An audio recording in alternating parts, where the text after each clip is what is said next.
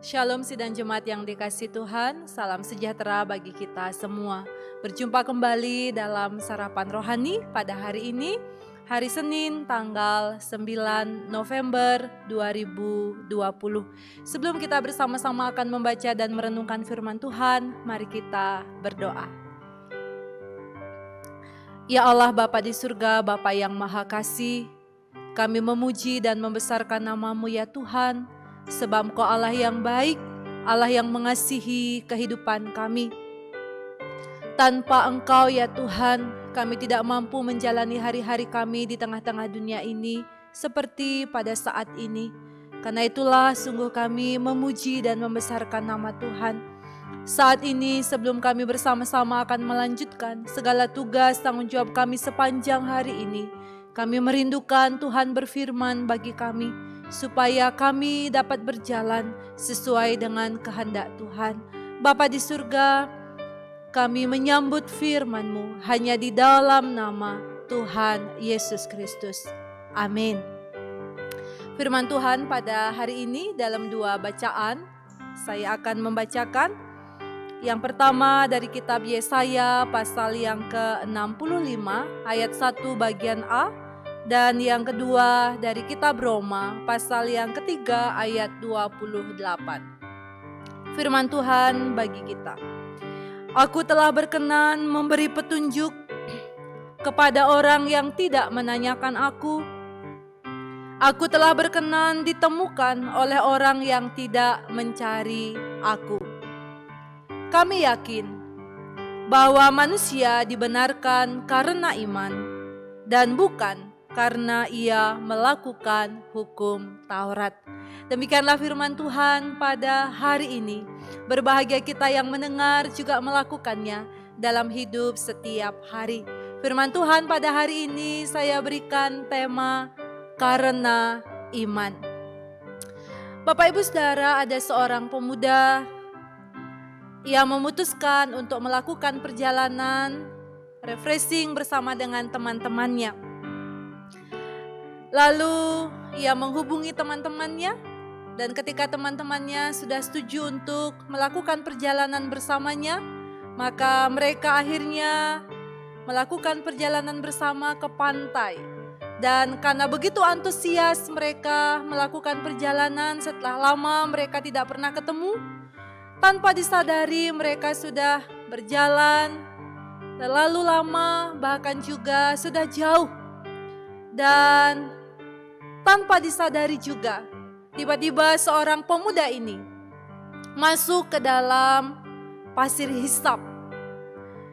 Ia sendiri yang terjerumus, terjebak di dalamnya. Karena ia mengetahui bahwa ia masuk dalam pasir hisap, ia berusaha keras untuk melepaskan dirinya dari pasir hisap itu.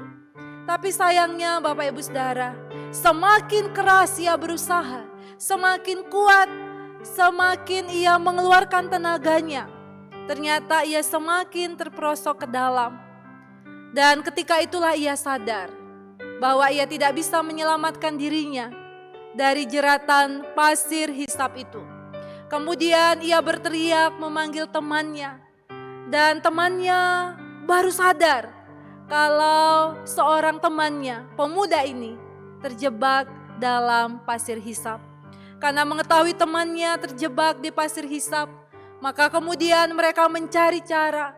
Mereka mengambil tali, melemparkannya, dan akhirnya mereka bersama-sama sepakat untuk menarik pemuda ini dan bersyukur bahwa pemuda ini selamat dari jeratan pasir hisap.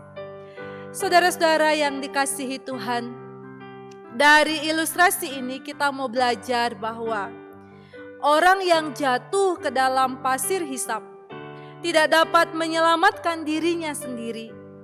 Ia memerlukan seorang penolong, atau ia memerlukan pertolongan dari orang lain agar ia bisa lepas dari jeratan pasir hisap. Demikianlah juga dalam kehidupan kita setiap hari. Kita semua sesungguhnya adalah orang-orang yang telah jatuh dalam lumpur dosa atau jeratan dosa. Kita sudah jatuh dalam jeratan dosa yang sangat dalam. Dan tidak ada satu hal pun di dunia ini yang dapat menolong kita keluar dari jeratan dosa itu. Dan semakin kita sesungguhnya mengandalkan kemampuan dan kekuatan kita sendiri, kita sebenarnya semakin terperosok ke dalamnya. Sebab kita terkungkung dengan pikiran-pikiran kita. Tetapi hari ini kita bersyukur bahwa firman Tuhan mengingatkan kepada kita. Ada satu penolong yang dapat melepaskan kita dari jeratan dosa ini. Firman Tuhan mengatakan bahwa setiap orang yang mau memperhatikan dan melakukan petunjuk Allah di dalam kehidupannya, maka di situ ia akan mendapatkan pertolongan. Dalam kitab Roma dikatakan, kami yakin bahwa manusia dibenarkan karena iman dan bukan karena melakukan hukum Taurat. Ini berarti bahwa dengan usaha kita sendiri, kita tidak akan mampu selamat. Kita memerlukan pertolongan. Siapa yang dapat menolong kita? Tidak lain adalah Tuhan Yesus Kristus sendiri.